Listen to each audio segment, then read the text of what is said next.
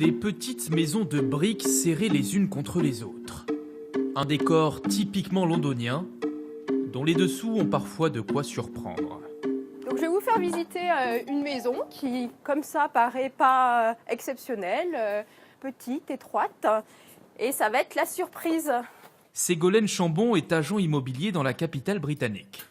Ces 5 dernières années, elle a vu émerger une nouvelle façon de gagner de la place au sein des habitations.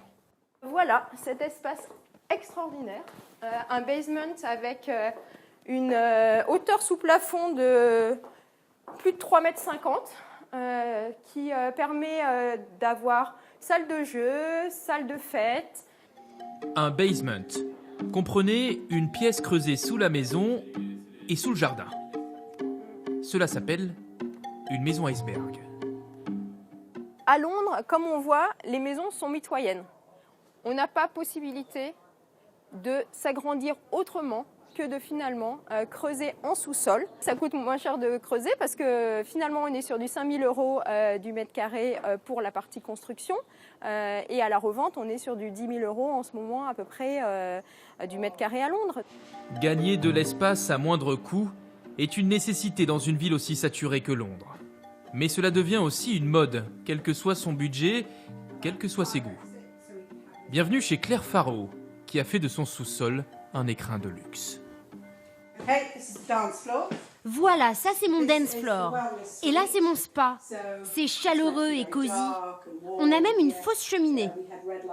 Notre maison était trop petite pour notre famille. On voulait doubler notre espace.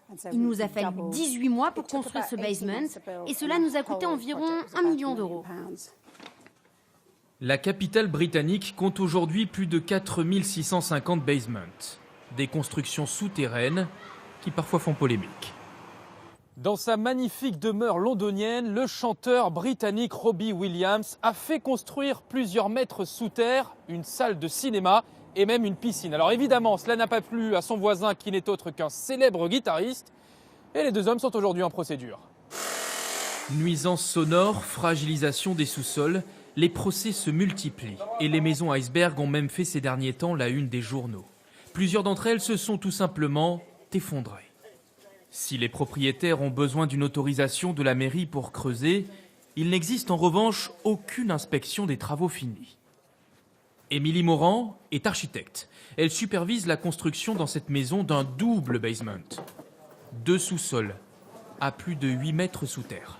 Alors attention, trou là, hein.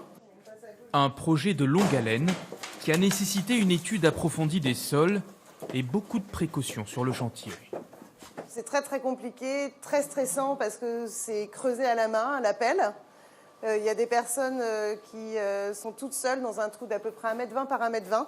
Dans certaines maisons, on se retrouve aussi à creuser, à se retrouver sur une nappe phréatique avec de l'eau où il va falloir la pomper.